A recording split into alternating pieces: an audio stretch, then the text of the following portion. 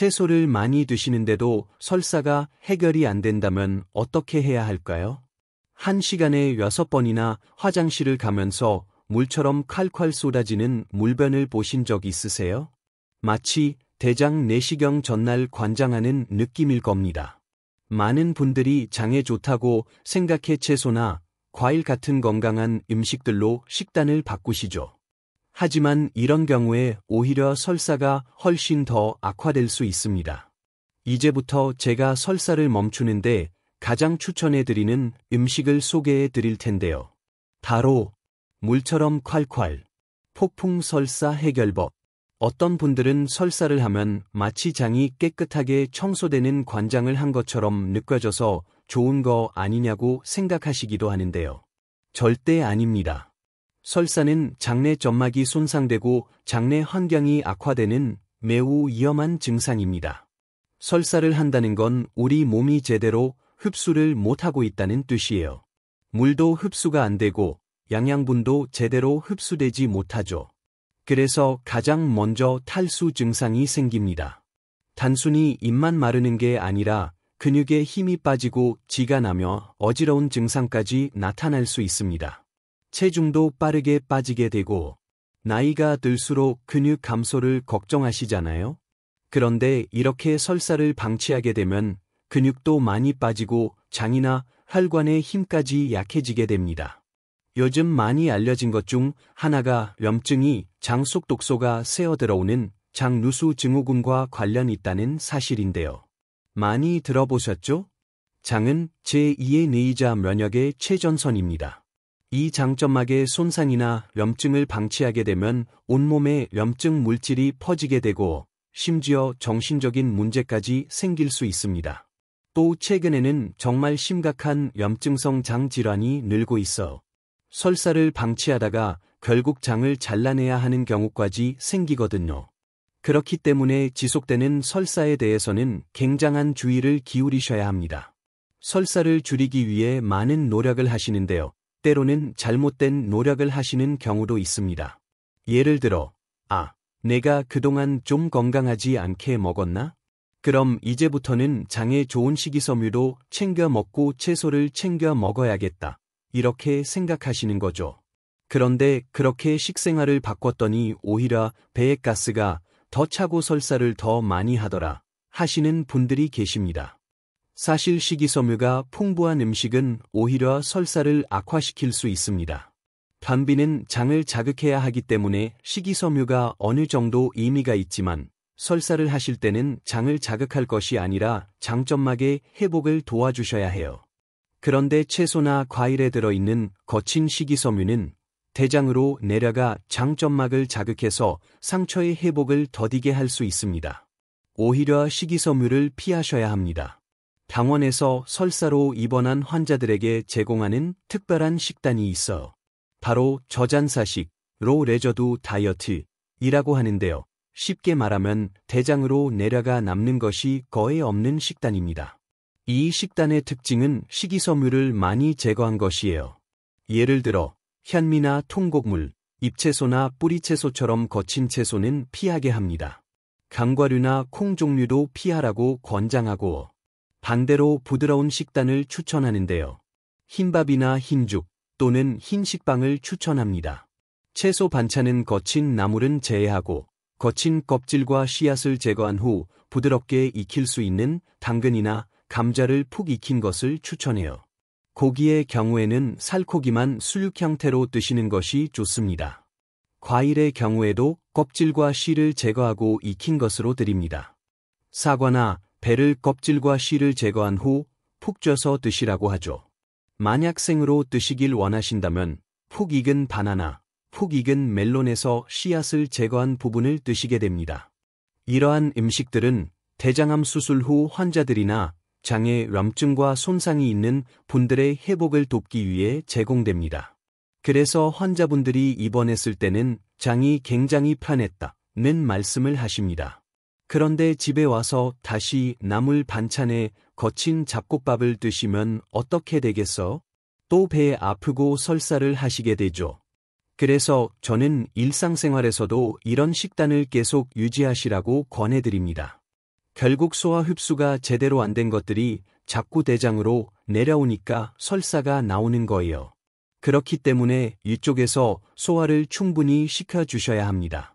1차적인 소화는 바로 씹기입니다. 충분히 침이 나오도록 오래 씹고 넘기시는 것이 중요하고 식사 시간도 여유롭게 잡으세요. 드신 다음에도 가볍게 걷기라든지 이런 활동을 통해 소화를 도와주셔야 합니다. 그리고 핫팩으로 배를 따뜻하게 해주시는 것도 도움이 되고 여름이라도 배는 꼭 이불로 덮어주시든지 해서 배꼽 주변을 보호해 주시는 것이 설사 증상을 예방하는 데 큰 도움이 됩니다. 당장 이것부터 바꿔보세요. 당신이 몰랐던 설사 유발 음식. 특히 젊은 층에서 설사의 원인이 되는 경우가 많은데요. 바로 저당식품이나 제로식품에 들어있는 감미료입니다. 자일리톨이나 말티톨, 소르비톨 같은 당 알코올들은 소화 흡수되지 않는 성분이에요. 그래서 장으로 내려가면서 설사를 유발할 수 있습니다. 예를 들면 무설탕껌, 무설탕 젤리, 무설탕 음료, 무설탕 캔디 같은 것들이죠. 얼마 전에는 어떤 젤리가 너무 심한 복통과 설사를 유발해서 해수된 적도 있었어요. 그래서 여러분이 간식으로 챙겨 드시는 그런 음식들도 좀 주의가 필요합니다. 건강을 위해 챙겨 드시는 영양제가 오히려 설사를 유발하는 경우도 있습니다. 첫 번째로 고용량 비타민C가 설사를 유발할 수 있는데요. 3000mg씩 이렇게 드시는 분들 계시잖아요. 그러면 흡수가 채 안 된 비타민C 성분이 장까지 내려와 삼투압 때문에 물을 엄청 끌어당기게 돼요. 그래서 물설사를 하시게 됩니다. 대장 내시경 전날 마시는 물 자체가 삼투성 하제라고 해서 장에 들어가서 물을 끌어당기는 역할을 하거든요. 그런데 비타민C도 많이 드시면 그 역할을 하는 거예요. 비타민C를 드시면서 설사가 발생한다면 먼저 함량을 줄여서 드시고 식사와 함께 드시는 게 좋습니다. 오메가3 지방산의 경우에는 담즙 분비가 잘 되지 않거나 기름기에 설사를 많이 하시는 분들은 오메가3 지방산이 흡수가 잘 안 되고 내려와 기름 섞인 설사를 하실 수 있어요. 이런 분들도 식사와 함께 챙겨 드시거나 함량을 줄이시는 게 현명합니다. 마그네슘도 너무 많이 드셨을 때는 설사를 유발할 수 있습니다. 오히려 마그네슘은 변비 환자분들이 드시면 변을 잘 보는데 도움을 받을 수 있어. 실제로 마그밀이라는 반비약이 있거든요. 이 마그밀의 성분이 산야 마그네슘이에요. 그만큼 마그네슘이 장 운동을 얼마나 자극하는지를 알 수 있죠. 마그네슘을 드시면서 설사를 한다면 마그네슘 섭취를 끊어보세요. 케반 부르는 설사 개선 추천 음식. 설사를 멈추려면 도대체 뭘 먹어야 하냐고 질문을 많이 하시는데요. 제가 설사를 멈추는데 도움이 되는 가장 추천해드리는 음식이 있습니다. 바로 누룽지차입니다. 누룽지는 사실 약재로도 사용되었어요. 동의보감에 보면 치권반이라는 이름으로 기재되어 있습니다. 밥을 해서 누룽지를 만든 것인데 중요한 것은 탄화시키는 과정이에요. 우리가 누룽지를 만들면 마치 커피 로스팅할 때 같은 그런 구수한 냄새가 나죠. 갈색으로 약간 탄화가 되면서 구수한 맛이 생기고 이때 단당류뿐만 아니라 여러 가지 탄화로 인한 흡착 물질이 생기게 됩니다. 그래서 우리 장 속으로 들어갔을 때 과도한 습기를 흡착해 줄 수 있는 역할을 해요. 잘 흡수되고 마치 꿀물 마시는 것처럼 에너지를 주며 소화를 도와주게 됩니다. 설사를 멈추고 싶다면 누룽지를 조금 더 진하게 좀 태우듯이 로스팅하시는 게 좋습니다. 설사를 하게 되면 탈수되고 허기지니까 이온 음료나 보리차를 많이 찾으시잖아요. 그런데 이것보다는 누룽지차가 훨씬 좋습니다. 이온 음료는요, 설탕이 너무 많아요. 그리고 보리차의 경우는 좀 서늘한 성질이 있기 때문에 평소 배가 차가운 분들은 보리차조차도 굉장히 차다고 느끼시거든요. 그래서 누룽지차가 좀 따뜻한 성질도 있고 빠르게 에너지를 공급하는 이온 음료 역할도 하기 때문에 좋은 대안이 됩니다. 설사가 너무 심해서 입에 뭐가 들어오든지 계속 설사한다 하시는 분들은 누룽지 건더기는 빼고 그냥 우려낸 물만 드시는 게 좋고 어느 정도 식사는 하시는데 허기진다 하시는 분들은 누룽지 건더기까지 같이 드셔도 좋습니다. 신맛이 나거나 떫은 맛이 나는 음식이 대부분 탄닌 성분을 가지고 있어 흡착체 역할을 하고 또 수렴하는 성질이 있어서 설사를 멈추는 데 도움이 돼요. 곶감이나 홍차, 도토리, 밤 같은 것들이 있습니다. 특히 밤의 경우에는 소화를 도와주는 좋은 작용이 있고 또 몸속의 습기를 빼주는 데 탁월해요. 설사가 있을 때 밤을 활용하시면 몸속에 있는 그런 탁한 습기들을 잘 빼주면서도 소화 능력 회복에 정말 좋습니다. 그런데 밤은 이렇게 드셔야지 좋습니다. 그 안에 털이 달려있는 속껍질은 제거하지 마시고 밤 과육과 함께 같이 끓이셔야 돼요. 그렇게 끓여내면 탄닌이 함유된 율차가 되는데요. 물 2리터 정도에 밤 20개 정도를 넣고 끓여서 마셔주시면 속껍질에 탄닌이 많이 함유되어 있기 때문에 설사를 멈추는데 도움을 받고 소화 기능도 빠르게 회복시킬 수 있습니다. 하지만 또 너무 많이 드시면 변비로 고생하실 수 있으니 설사가 멈출 때까지 적당히 활용하시는 게 좋습니다. 설사할 때 매실액. 설사에 정말 효과 있을까? 매실액을 먹으면 좋냐고 질문을 정말 많이 하시더라고. 효과가 있기도 하지만 주의해야 할 점도 있습니다. 예를 들어 매실의 신맛과 유기산은 침 분비를 돕고 이와 장의 살균 효과를 도와줍니다. 그래서 우리가 여름에 특히 상한 음식을 먹고 배탈 나기 쉽잖아요. 이럴 때 매실액을 활용하시면 소화도 돕고 살균도 도와줄 수 있어요. 이산이 좀 부족하신 분들께도 도움이 돼요. 중년 이상이 되면 내시경을 하시다가 이축성 이암 진단을 많이 받으시잖아요.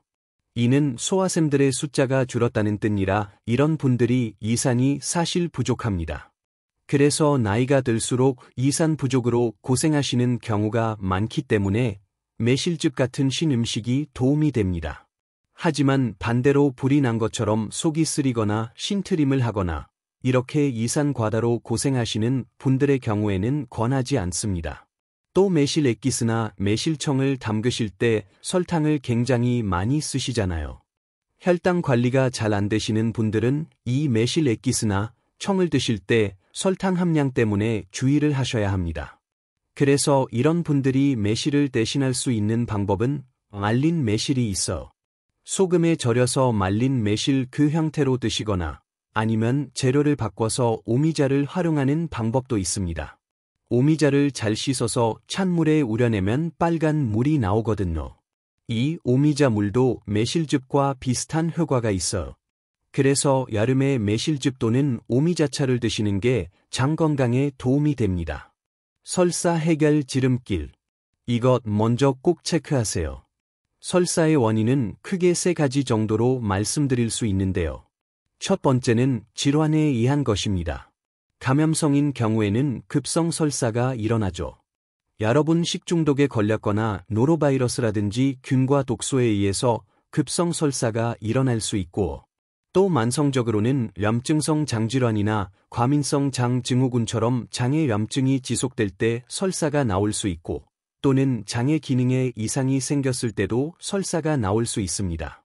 대부분 식중독이나 장염으로 인한 설사는 며칠 내에 나아지는 경우가 많지만 3, 4주 이상 지속되는 것은 만성 설사로 분류합니다. 설사를 유발하는 약물들도 있는데요. 항생제가 설사를 유발하죠. 장 속의 유익균까지 다 죽이기 때문에 처방하실 때 유산균을 같이 처방하기도 하는데요. 그래서 항생제를 드실 때는 항상 설사에 주의하셔야 합니다. 이 밖에도 고혈압약, 당뇨약, 고지혈증약, 다이어트약 이런 것들이 설사를 유발할 수 있고 최근에 갑자기 설사가 발생했다면 최근에 먹은 약물을 체크해 보셔야 합니다. 장의 문제만 설사를 유발하는 것은 아닙니다. 갑상선 기능 항진증에서도 설사가 일어날 수 있고 췌장 질환이라든지 여러 가지 소화기관의 문제로 인해서 설사가 발생하는 경우도 있습니다. 특별한 이유 없이 2주 이상 설사가 지속되거나 복통, 발열, 혈변이나 점액질변, 체중 감소 등이 나타날 때는 꼭 병원을 찾아서 진료를 받으셔야 합니다.